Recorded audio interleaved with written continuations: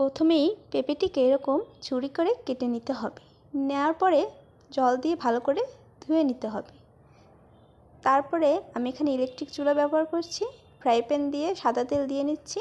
তেলটা গরম হয়ে গেলে দিয়ে দিচ্ছি সর্ষে দানা, এক টুকরো দিচ্ছি তেজপাতা এবং শুকনো মরিচ দিয়ে এটাকে ভালো করে একটু ভাজি করে নিতে হবে গরম তেলের উপরে।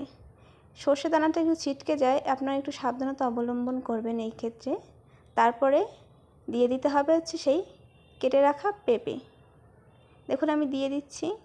দেওয়ার পর একটু দিয়ে দেবো এখানে আমি হলুদ গুঁড়ো, দিয়ে দিচ্ছি একটু সামান্য নুন পরিমাণ মতো। দেওয়ার পর দিচ্ছি একটি কাঁচা লঙ্কা। আমি এখানে একটি পেঁপের অর্ধেক নিয়েছি, আপনারা আপনাদের পছন্দ মতো নিতে পারেন। তারপর এটাকে ভালো করে মিশিয়ে নিতে হবে।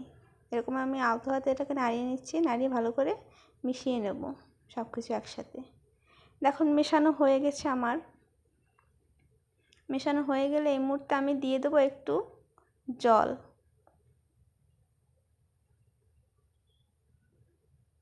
জলটা আমি দিয়ে দিচ্ছি। জলটা দিয়ে আমি ঢাকনা দিয়ে এখানে 5-7 মিনিট ঢেকে রাখবো। তাতে করে তাড়াতাড়ি সিদ্ধ হয়ে যাবে। ঢাকনা দিয়ে রাখলাম, ফিরে আসছি 5-7 মিনিট পরে। দেখুন হয়ে গিয়েছে। আমি এখানে সামান্য মতো একটু দিয়েছি চিনি, আপনাদের ইচ্ছে হলে দিবেন, না হলে দিবেন না। যেহেতু আমরা দুজন মানুষ, আমি সেরকমই সেই অনুপাতেই ভাজি করেছি। আমি এখন একটু নামিয়ে নিব। ভাজি আমার হয়েই গিয়েছে। দেখুন হয়ে গিয়েছে আমার মজাদার পেঁপে ভাজি।